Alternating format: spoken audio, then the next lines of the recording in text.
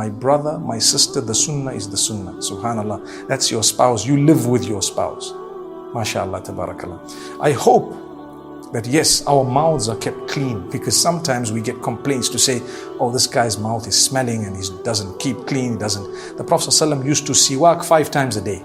He used to clean his teeth 5 times a day and more sometimes, every salah. And he used to say, لولا أن أشق على أمتي لأمرتهم بالسواك عند كل صلاة. If it was not going to be made difficult for my ummah, I would have asked them to clean their teeth for every salah with a miswak.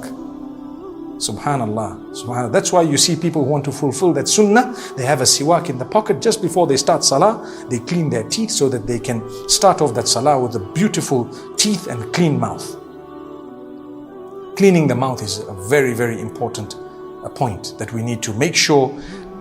Being clean in your marital home is something very important. Be it your outward cleanliness, your inward cleanliness, the removal of the pubic hairs, the maintaining of your private parts and your areas.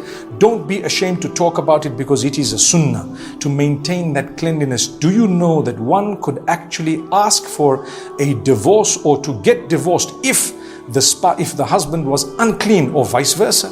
If they're unclean, to what level is that uncleanliness? If they're really beyond what Allah has asked and required, then you indeed, this person is filthy. They don't even clean themselves. How do you expect someone to live with them in nikah, to be intimate with them? The Prophet ﷺ was so clean and smart, and so were all those whom we know about. There was no complaint amongst them ever. And he taught us, you must remove the pubic hair, you must do this, you must clean thoroughly when you've used the loo and so on. That's part of Islam, one of the first things you learn. Why should we be ashamed to mention this? So as a husband, maintain the cleanliness. Like we would like our wives to dress for us, we need to dress for our wives as well. We need to make sure we are presentable. When they look at us, they feel, wow, that's my man. That is my man, subhanallah. Look at how smart he is. Look at how well kept he is. Look at how well groomed he is, and so on. MashaAllah, my man. Sometimes people are ashamed to associate with us simply because we look like people who just couldn't care. We couldn't be bothered. So the Prophet ﷺ, these are teachings people don't normally mention. Here we are talking about them. As a husband, he had beautiful nicknames for his wives.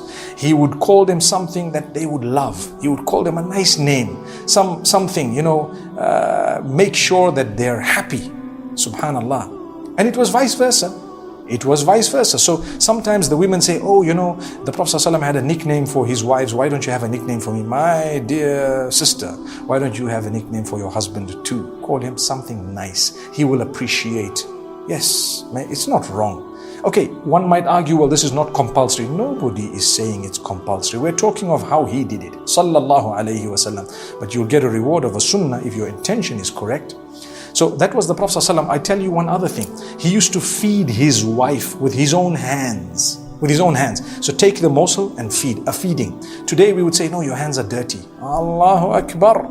So number 2 is, he said it's an act of charity to feed your wife, an act of charity. So yes, to bring along the food and to feed the family is definitely also an act of charity. It's a duty.